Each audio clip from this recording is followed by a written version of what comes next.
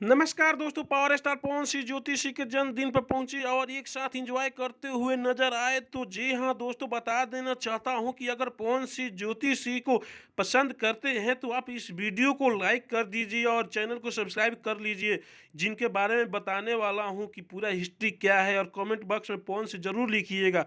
और बता दूं कि 7 जनवरी पवन सिंह ने अपनी पत्नी ज्योति सिंह के साथ जश्न मनाया। यह वीडियो लीक हुआ है अभी अभी।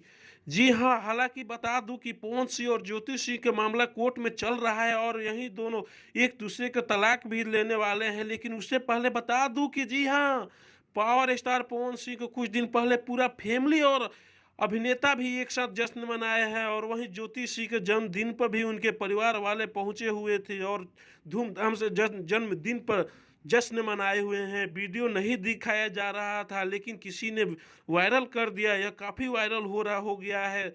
तो दोस्तों, आप लोग से यही रिक्वेस्ट है कि जितना हो सके इस वीडियो को शेयर करें, क्योंकि आप लोग से यही दुलार प्यार मिलता है और उनके तक पहुँचे। धन्यवाद।